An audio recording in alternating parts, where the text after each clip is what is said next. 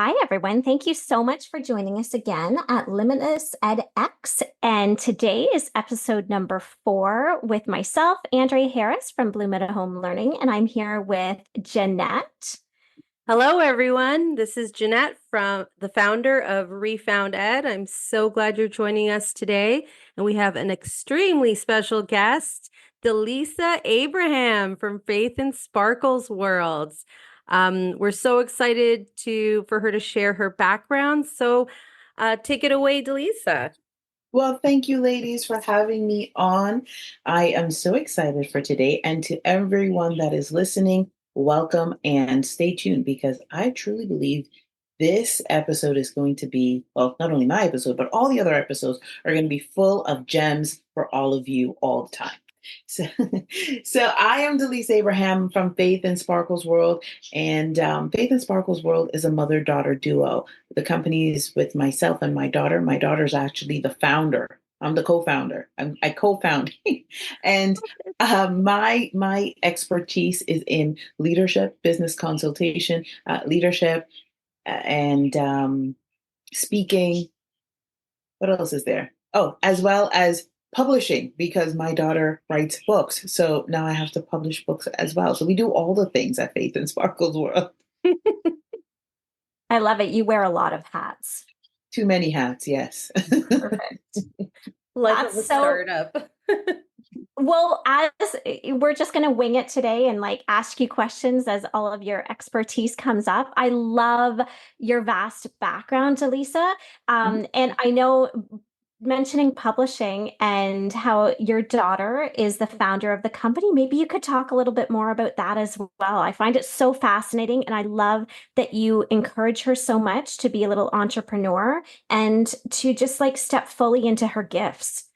Yes, yes. Oh, well, I will start off with my background and then we'll get into her and stepping Yeah. into her gifts. So Okay.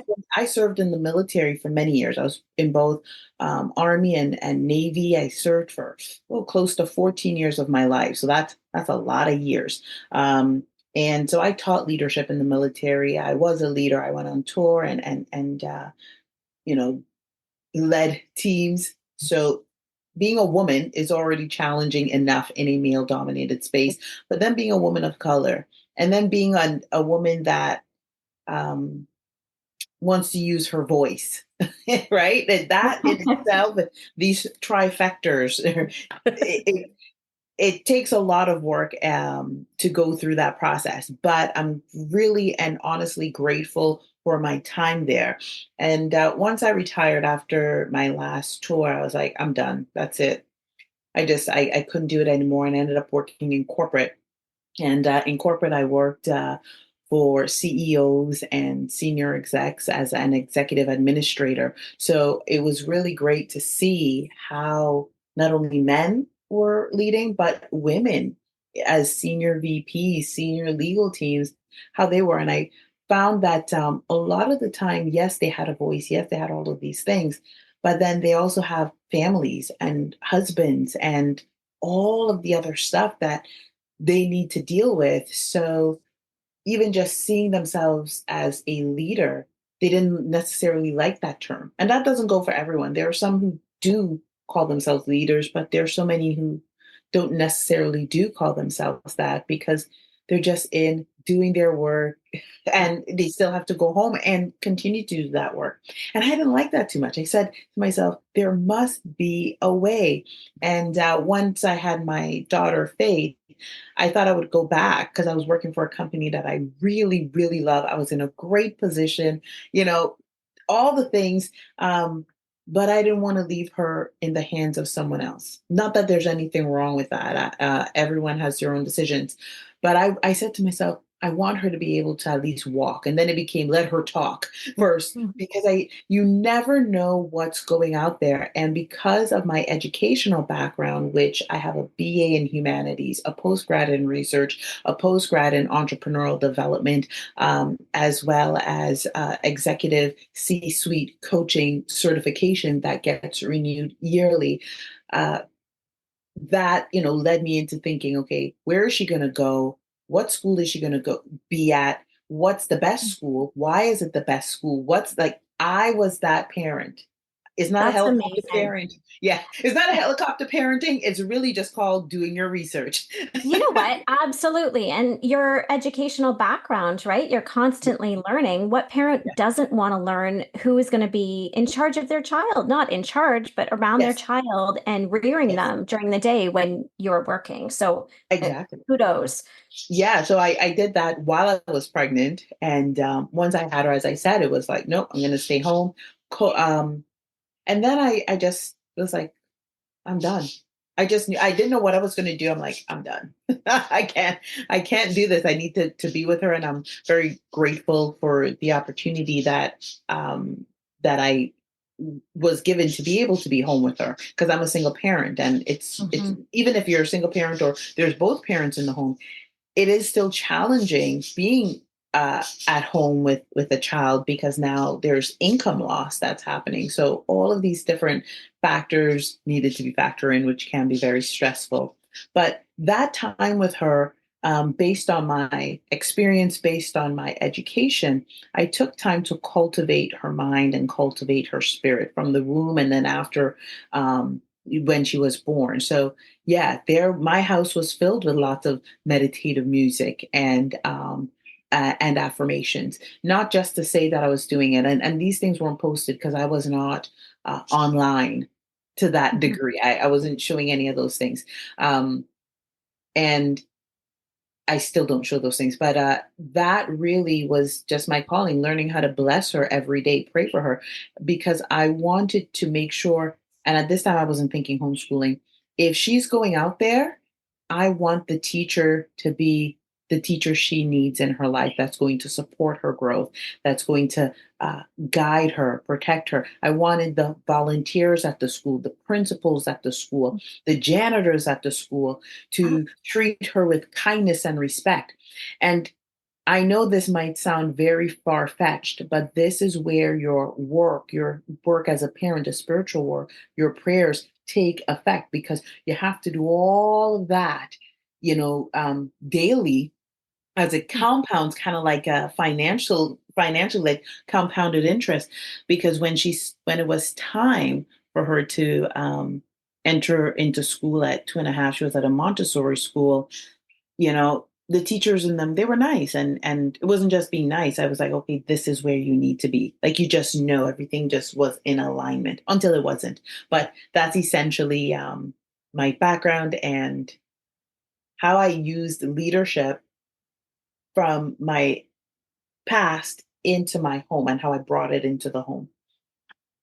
That's amazing. Because you've almost like separated your brand. You have the um kid friendly, like the more child Yes, side, which is youth leadership, the publishing, and you also have a lot of the adult leadership where yes, which is really great to start bridging because these yes, kids do become adults and um, what are you finding on your journey as you start to lift people into their power and of all ages? What are you yes. starting to find? Like, how's the journey? Well, that's a really great question to ask because I do recognize that when I started showing my face a lot more, and you ladies have been with us since, the beginning. When it first started off, it was Faith and Sparkle's world. Faith, my daughter, and Sparkle, our pup who just passed. And you would see her a lot. When she went to school, she encountered situations where she was bullied, where she was threatened, where she was assaulted physically. And so during that time, which was last year, she didn't, not last year, was it last year? Yeah, last year. Oh my goodness. So quickly time flies. Um, she didn't want to be out there as much, but she didn't want the company to close. So I was still doing things like we were doing workshops, but a lot more for the nonprofits. I was going in and doing speaking engagements, and it wasn't publicized as much. But when she was threatened, when her life was threatened by a young child, 5 years old, and she knew how to stand because, as I said, the work took time. It was that daily compounded interest so she can one know how to stand up for herself. um, even though she was scared, but then at the same time saying, I don't want to, I don't want to, I don't want to talk as much. I don't want to be out there as much. So she stepped aside. But then she also said she wanted people, that she wanted other children to read her book and to know who they are and to be a superhero and all those things. So this is where I stepped in with the leadership piece and really supporting. And honestly, I started off with the intention to work with parents and educators in leadership because it makes the biggest sense, the most sense to me. I'm like, we're already in there, we're in the community doing all these things. But you know who started coming in? Entrepreneurs, women entrepreneurs, who were like, I need what you have. I like what you're saying. It connects with me. Let's work. Yeah. That's a huge Absolutely. gap. Me and Andrea have talked about just how educators aren't even prepared how to deal with scenarios. Like you Mhm. Yeah. ensured that she had a proper foundation, but a lot of parents are not equipped. They don't have your background, and a lot of educators just expect parents to just know, but they don't. And No. educators are expected to just know, but they don't have that foundational background of discipline and focus, but yet being positive and just And I have to harnessing. Yeah. Yeah, I'm sorry to interrupt. I have to say too, you have been so inspirational through that whole process. I know you were able to share a lot with me during that time, and just the way that bullying is minimized, even like you said, at the age of 5 in kindergarten, for Faith's life to be threatened, and then to have that minimized by the educators that are supposed to be there protecting her. And this is not pointing fault at any one particular person, but just the idea of minimizing the bullying, where Faith even knew, because you instilled that in her with the affirmations and the prayers and the stability that you ensured was first at home. She was able to speak up for herself. And honestly, Delisa, you don't see that a lot in the classrooms. And truly thank God that you did that, because she was able to gain that confidence and the strength to say, like, Mommy, I'm uncomfortable here. This is not Yeah. okay. And I always appreciated the way that you directly approached that in just such a kind and loving manner and wanting to teach and lead. And I think that's where you stand out in the crowd, because there's not a lot of parents that are willing to put the time in with kindness and leadership, as opposed to going towards being negative about it. Well, 100%. And thank you both for sharing that. I appreciate it very, very much. And yes, Andrea, you and I shared a lot more with you about what happened. And, Mhm. sadly, sometimes the law gets in the way too. And Yeah. it comes across it that was the first time I seen how victims, they have to protect themselves and they have to Mhm. fend for themselves and they have to do all the things to make sure that they are safe. And the bullies, you could be a child, you could be an adult, you could be a senior, but whoever's bullying another person, they get away with it. I'm not saying that there are some people that are facing consequences, but it's not to the degree that you would think it is. And when that happened, when Faith's life was threatened, this was for someone who was a known bully. And Mhm. he said something before and they dealt with it, which, okay, great. But I knew what was happening and she knew how to stand up for herself. But he waited months and months and months. And then that came up. And around that time, there was a shooting in the US as well, with a 5-year-old or a 6-year Mhm. old. Right. And I was like, when I seen that, I was like, no, come on. If this is in the news, because there's no other option for it to be in the news, and the child, a lot of the educators and the principal knew what was happening. They knew that this child was bullying the teacher. They knew all of these things, but nothing was done. And now this is where we're at. Yeah, Mhm. please go ahead, Jeanette. You wanted to ask something. Uh, well, I just found it really interesting because, like, at schools, that was my peanut butter and jelly. I dealt with the troubled kids, the naughty kids, all the rascals. And some of the biggest shifts and changes is when we addressed the morale of all the students. So with repetitive behaviors, we put more effort into foundational work like you did with Faith. You did things to improve, collaborations in the school, team efforts, like you need to improve that. And not only from the perspective of the children, the perspective of adults, having fun together, learning how to work through things together. Like people think kids just are supposed to know how to play together or just know how to. It's Yeah. kind of crazy, isn't it? It is absolutely insane. And when the first time I met you in person, Andrea, was at a Mhm. conference. And I remember when Faith gave her speech, the first time she gave her speech, she was so proud, she was so nervous. Afterwards, there was a parent. That was the first time I had a parent come up and say, "How do you do this? My daughter I think the daughter was 10 at the time or 9, and she had friends, but the minute she had brain cancer and she had the surgery, she came out, and then her friends were teasing her and they started bullying her. And so it was very, very hard for her to, like, her daughter didn't want to go back to school. So that's why she was at this conference to say, okay, should I be homeschooling? Do I take her to a micro school? Like, what is the best approach? So that's where my ding, ding, ding inspiration came in, because that's the space where parents started to come and ask these questions. How do I do this? How do I prepare my child? How do I cultivate a space in my home to hold my child even when I'm not there? And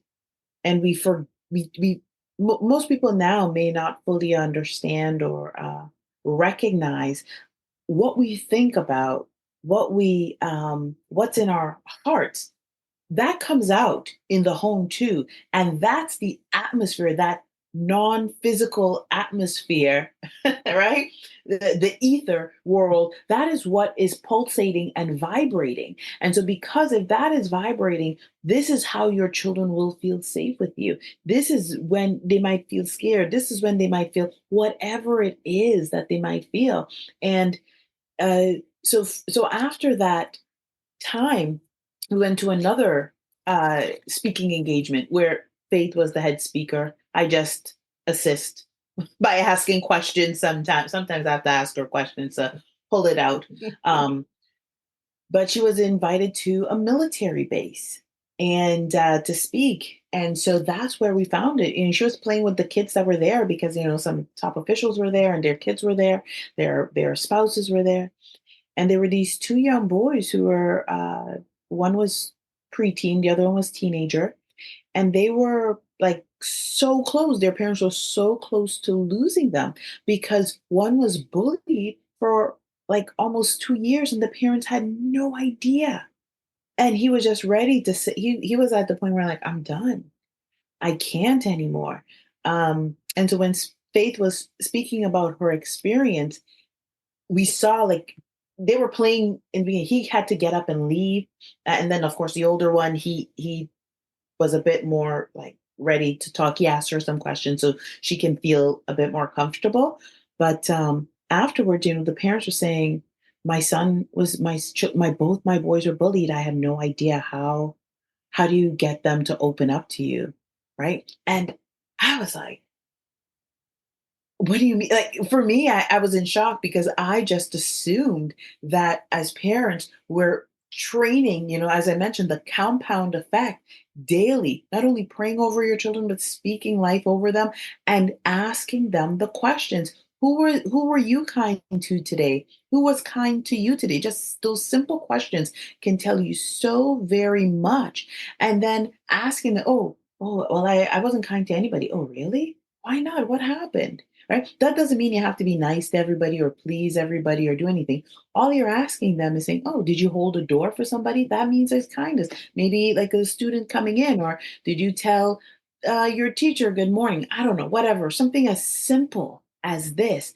Um, and because of that, I just couldn't compute it at first, but then I realized, oh wow, parents do need to recognize the value of asking their children from a very young age about their day, not how was your day or what homework did you do or all you do is play in school. It's really like, hey, who was kind to you?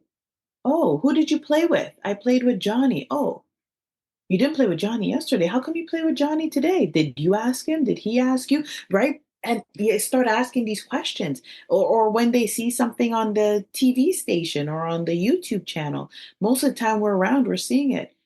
But if we hear something that we're like, this sounds a little bit suspicious, then you ask the question, oh, wow, what do you think of this? "Well, I'm just watching my show, blah, blah, blah, right? No, but what do you think of this? Do you think if someone said that to you, you would be okay with it?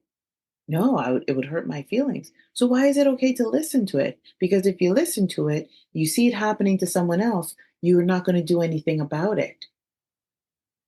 Yeah, anyways. I think that is where your expertise just shines through, Delisa. You can tell how genuine and loving you are. And honestly, I think all parents could benefit from your coaching because I'm telling you, just in being in the system for 21 years as well, not a lot of parents have those deep conversations. And in fact, what you have that experience with youth in the military and needing guidance. So I think that you've really hit the mark on from when they're a baby that that guidance should not stop.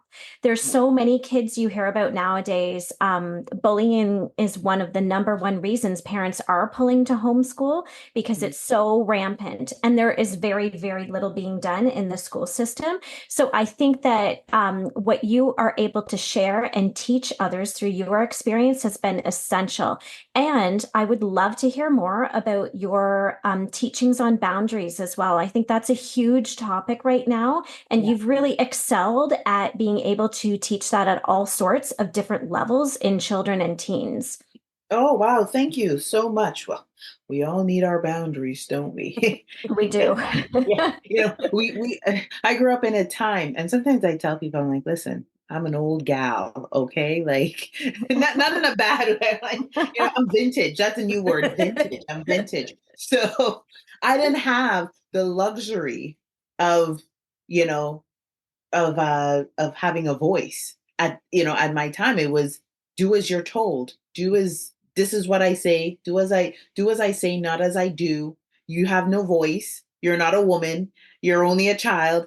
Even at like 16, 17 years old, like Oh, what? college, university Yeah, too. Yeah. right. And so I was like, when I have my child, and my mom used to Mhm. say, when you have your child, you will be telling them the same thing. But no, I'm so grateful for the opportunity to have evolved and to work on myself. And I think boundaries are essential. It's one thing to share with your children to be careful. Is one thing to share with your children. Um, don't go in a stranger's car, for example, or don't let anyone pull you, right? Like maybe don't have someone pulling you or pushing you or something like that. Defend yourself. And it's not that it's bad, but we live in a time where they're desensitized so very, very much that they don't understand the subtlety of things. And when it came to boundaries, specifically with myself and with Faith, it was starting young. And I would always say to her, um, even in conversation, and it was never in a way to guilt or shame, but I would say, oh, you saw this happen. How did that make you feel? Well, it didn't make me feel good. Okay. So, you know what they're doing here? They do it once. That means they'll do it again. Now you could use your voice. And then she'll say, well, how do I stand up to someone who is bullying? And so we would practice until she felt confident. We would practice. And so I would say to her, she would say, okay, well, oh, Faith, I don't like I don't like your dress. I don't know, something like that. And then it's like, well, I love it. And you could walk away, or you have a choice of not saying anything and walking away. And then I would ask her, I said, now, if you say I like it and you walk away or you don't say anything, is there a reason to cry about it? Is there a reason to feel sad about it? And this is the component where parent needs to start inputting in their children, like computer chips, right? That emotional part. How are you going to feel? Now, when we're role playing, I'm not being mean or Mhm. like I'm not saying really harsh things, but I'm doing it in such a way that maybe these are words she may hear on the playground, but then I'm asking, how does this make you feel? Would you feel like crying if someone said something like this? No, or yes. And okay, if you feel like crying, that means you're hurt. And if you're hurt, I want you to understand, why are you feeling hurt? Now, somebody didn't like your dress, and this actually happened. She was 3 years old at the Montessori school, and then of course that was the training ground for when she was attacked. But she put on nail polish, one of my nail polish, and one of her friends, all right, or classmates said, "Oh, I don't like that color on you," and so she peeled it off. And when she came home, right, I said, "Oh, what happened to your nail polish?" And she's like, "Oh." I don't think I don't know the girl's name, but Jane said she didn't like it. And I said, so you peeled it off because Jane said you didn't like it. Did you like it? Yes. So why did you peel it off if Jane said she didn't like it? And that's where boundaries, right? Something as simple and as subtle as that.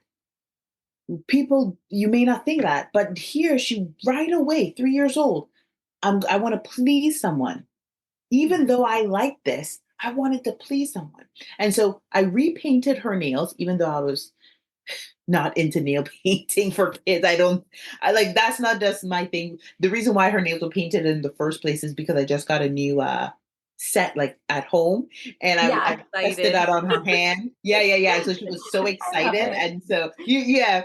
And so, but so that, and it was the shellac one where you could like peel off, right? And so I redid it, not because I wanted to, but because I wanted her to be able to stand up round two. And then she went the next day, and the girl said, "Oh, I don't like your nails. Doesn't look good." It's like, "Well, I like it." And so that was that training ground, and that set her up for the boundaries. So now when she's 5 going on 6 years old, and this young student attacks her uh, before the thing, he started bullying her, then she can stand up. She cried at first because they're like, whoa, he used some harsh words, he said some mean things, but she stood up and she went to the teacher and said, you know John said, it's not John, I'm just inserting John. John said this, but she was crying, but it's okay. But she could still use her voice because she recognized this was not appropriate. She didn't try to hide it. And then further, the next step is making sure to tell me. Now, what happens is, and this is not bashing teachers in any way, they're not always going to tell you everything that's going to happen in a day. But if Mhm. your child comes home and says, John tried to kiss me in the washroom because who knows what's going on with these kids in the school, or Sarah um, pushed me from behind, your children will come home and talk to you and tell you in the car. And I was like so adamant, if something happened in the school, let me know before we leave the parking lot so Mhm. we can address it. And so that was all part of the boundary setting part, right? The role playing, the okay, this happened today. Let's go round two and see it. Now, none of these other kids are really paying attention to that. They probably forgotten, they don't care. But she cared. And the child that's being bullied, they care. But if we insert that emotional chip and find out, hey, what's going on? How do I cultivate it? How do I strengthen it? How do I build resilience within you to support your growth and nurture you? So when you go back out there and I'm not with you, now you could stand. You can still cry. You can possibly feel sad, but you can also understand, and you can use your voice, use your words to stand up for yourself. That gives me full chills, Delisa, because you are teaching her to use her voice, right? To stand in her power. And you do have to teach children that from a very early age, because as you said, they get the guilt and shame and authoritarianism from everyone else, and kids want to please others. So I think your ways of empowering children are just phenomenal, especially, I'm going to say it, it's a little stereotypical, but especially females nowadays, right? Like to have a little girl and to be able to be a strong mother role model and empower her to use her voice and let her know she's allowed to have boundaries. That's perfectly acceptable. And that consent piece too, right? If you don't like it, you don't have to say yes to something. So I think that is just phenomenal. I really appreciate you sharing how you've instilled that. Thank you. Thank you. Yeah, I love how you're saying that because even as we grow, kids, it's a little bit more simplistic in their concepts, right? It's this or that, like you share. But as you get older, like everyone forgets, you have to explain those nuances, those shades of gray. Like Andrea has tweens and teens. Yeah. So the social gray space that she needs to explain, like, oh, in kindergarten, you just share. As they got older, I'm like, no, if it's your, if it's your possession, you don't necessarily need to share. Mhm. If you don't share with a friend, that's okay. But if they have something of interest the next time, will they be inclined to share with you? And you can always say, well, I'm still playing with it. So just like walking through different potential scenarios, what some of the natural consequences are, because they have no life experience. They are a blank canvas, literally. 100%. I agree 100% with what you're saying. And you brought up something that it's the blank canvas, but you brought up about the not sharing. And I wanted to share, I know our time is running short here, but with friendships. So when her life was threatened in the school, young child, no one stood up for her. None of her friends that she thought would stand up for her. And it took her a while to make friends because she doesn't need she doesn't need the whole class to be her friends. She only wants one. She Mhm. always was like that. She only wanted one or two. That's it. That's enough for her. Uh, but when that happened to her now, she had to really evaluate friendship. What does that mean? And you brought up that piece, be kind. Oh, you got to be nice. Do this. You got to be nice. You got to share. But then as they get older, it's like, no, you don't got to share. This is mine, right? Ah. And yeah. And so she had to figure out, what does it mean to be a friend? Now, she went through a whole traumatic event. The person that threatened her life was in one of her out after school activities. So we had to move out of the neighborhood. Now she's young. She, I, I had to, wait a good 6 weeks, 7 weeks before I said, okay, let's start going out. Let's find an activity to do that, involves other children, aside from me taking you to the pool and like scootering or something like that. And us talking about this stuff. And she was so scared. So we had to do activities outside of our area, just one for the comfort, which is fine because it's a safety thing for her. But then the other piece was, oh, how am I going to find friends? And so I would say, well, what do you like? What do you think a friend should be like? So she had to figure out, what is a friend? Then she had to start observing people. She had to pay attention. How was someone treating me? And I would always tell her, and I would just say this before, and as I said, the compound effect, right? But now, in this situation, now she had to put every single thing that she shares on Faith and Sparkle's World channel, when she's talking about bravery and courage and all that, she has to put it to the test herself in real time. And this is how she found out where friendships are. So instead of her going on and said, "Hi, do you want to be my friend?" Now she pays attention. She'd be like, "Oh, this is my buddy," right? Because she knows, okay, a buddy, someone I'm going to meet. Maybe we hang out once or twice.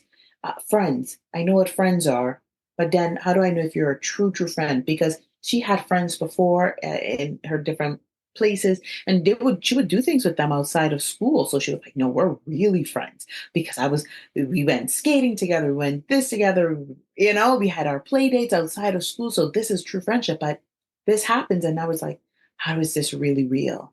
How do I know? And then she had to learn to forgive herself. She had to learn to forgive that young student that threatened her. And then the others who did not stand up, she had to forgive and say, oh, they were in fear. Because I had to ask her those questions. Why wouldn't they stand up? And then she's like, well, I guess they just didn't like me. I go, is it because they didn't like you? You, you were talking to the girl 2 days ago. Literally, like one of the girls at the table, you were talking to her. You guys had plans to do something. You guys met up. And it turned out that she was like, well, I guess they were afraid too. And I go, yeah. Did you listen to their words? And one of their words that they actually said when the boy said to them, they said, oh, yeah, he'll do it. He can do it. Right. So they agreed that he can actually do it. So I said to her, is it because they didn't like you? Or do you think it's because maybe they didn't want to be picked on too? It's like, I don't think they wanted to be picked on. And go, okay, so there's fear. And so I go, that's part of the process. So even if you have friends, you need to pay attention to the words that they're saying. You want to know what's going on in someone's brain? You have to pay attention to what they're saying, the words coming out of their mouth. Then you also have to pay attention to their actions. How are they treating you? That doesn't mean you're doubting them. You're just paying attention. And you can still be you and you can still set your boundaries. If parents do these simple little steps, regardless of what their children are going to face in life, they will be able to stand. And as parents, they will best be able to support their children to be able to recover and heal from traumas. Now, of course, Absolutely. yeah, but I'm not a psychologist. Like if there's like a real, psychological support that is needed, get it. But Yeah. I'm just sharing like the basic steps here. I think it's huge. And I really love that you also said in sharing how you spent 6 weeks at home and you were really respecting face boundaries as well. So I think that in turn, you're teaching her boundaries by modeling that you are also respecting hers. Mhm. And something I wanted to touch on because I was kind of laughing in my head as you're talking about this, not that it's a funny topic, Yeah, but yeah, when you said nobody stuck up for her, that was one of yeah. her main points, and it deeply hurt her. Yeah, That isn't that an analogy of what's happened in society in the last few years as well, is that when people are in fear, they often don't react well mhm. and they don't stick up for others. So I think that is just phenomenal that you are now able to be a leader and teach other parents how to instill that from a very young age in their child. It's Well, so thank you. important. Thank you. Thank you.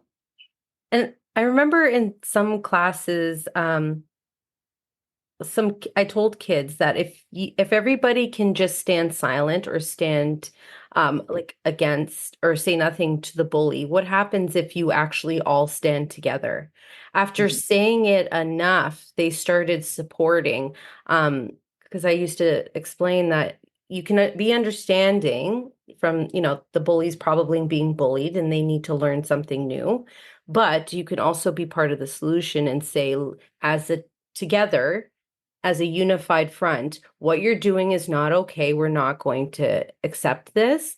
And like, you need to get help and then get help if it's, especially if it's like aggressive, but Mhm. just getting them to stand for good. Yeah. There's always pressure to do bad, but what Mhm. if we stood in unison for good, the Yeah. power that would bring? Because there's so many parents whose kids are getting bullied right now and they Yeah. are hating my friend's daughter is, and she's such a sweetheart, but the mean girl culture is Yeah. very real and it starts younger than it should. 100%. It sure does. Absolutely. In high school, I was part of a program. I don't think they have it now in this high school. It's called PAWS, Positive Agreement Works. Um, And it was developing teenagers like myself at that time, not now, but at that time, where we had to go to a camp and learn how to be counsel, like peer to peer support or counsel to. And I thought that was the best program. Not many kids showed up for that, but I did, and a few other young women and a couple of guys did as well. And that really shifted. I think that was like my first real integration into leadership, because now you teenagers or preteens in a school, they have a peer that they can go to because it's open, once a week or twice a week or something, in a support group, or maybe someone they can just come and talk to and say, hey, what's going on, or what's happening, to support them on their journey. Sadly, these wonderful programs are not available, and that peer-to-peer support that they were training teenagers. Of course, we have guidance counselors and adult teachers who were equipped, but the whole focus of that group, the Positive Agreement Works, was to provide a space for other teens to have a conversation with their peers about saying, this is how I'm feeling, this is what's going on, right? And how can I get support? And that really worked. And the high school I was working with, or in, they were in partnership with the local community center, who was trying to build up their youth group. So a lot of the youth from the high school was going to the community center to do tons and tons of activities. And then, so when there is summertime, all of these like camping trips and movie theater activities and all these things, the kids not only had somewhere to go, but they have people that they can trust, who understood them, who knew them, who can support them on their journey. And then they had that other support in the school. So it's not only the school in itself doing everything, or the parents in themselves doing everything. It's a community working together. That's how it was in the olden days, a community working Mhm. together. So, And I think you can make things very simple with teenagers too. Just being present. I used to have like a dance group, or I can't dance for anything, but just some of those informal situations where you're engaging with each other and then you're having some fun moments. People start to open up and you're naturally providing guidance along the way. And if it's almost like a covert support. So the teenage, because if you label it as support, sometimes they're like, oh, but sometimes if you find those little moments yeah, to connect in between those, something really engaging, it has quite a big impact too. yeah, I'm noticing the theme really emphasized during this whole talk today about the importance of communication. So, like throughout infancy and beyond, right? And I think, in general, from a bird's eye lens, we're really seeing that lack of communication in parents with their children, in the things that we are seeing in the school system, the issues that we're encountering, the bullying that is unfortunately getting so much worse and widespread in younger ages. Like, this is really just I think, a side effect of a lack of conversation with your kids. And I really appreciate, Delisa, that you bring so much to the table with your leadership and your background and your education, as well as your personal experience with your parenting moments. It's just been phenomenal to watch you go through this with Faith, because she's just so adorable. I love her. So yeah. thank you so much for sharing all this with us today. Thank you. Thank you for having me on. And, for anyone who is listening in and thinking to yourself, well, it's too late for me. It's never too late. Andrea, you share, with, Bloom Learning, Yeah, it's never too late. It's yeah. not too late. You show where, like, not only what's to come, but also what are the actionable steps that can be taken. Same thing with you, Jeanette. You through Refounded and all the other ventures that you're doing, providing the support for educators, providing the support for parents to come and say, you know what, I need a space, or I need a school, or I need insight here. And to supply them with that resources, you're building the community of old, if that makes sense. But now it's digitally, and it's that old mixed with the new that makes it work. And when people don't let go of, I mean, it's good to let go of some of the things that no longer serve, but if something's working and it's a bit traditional, it's okay, then use it. Right? Something as simple as communication. Mhm. I had to learn to revamp. I moved away from the authoritarian style, but then it came with, how do we set boundaries? What do we need to do? But and build it like as a community. So now your children are feeling safe. I can come to my mother, my father, and I know that they will support me. So yeah. This was just an amazing show. And be sure, everyone who is listening, be sure to reach out and don't be shy or intimidated. We've all been on, a journey of every kind of sort. So, and you have so many people that are non-judgmental and ready to help. So look forward to meeting with everybody again soon. Thanks for joining us.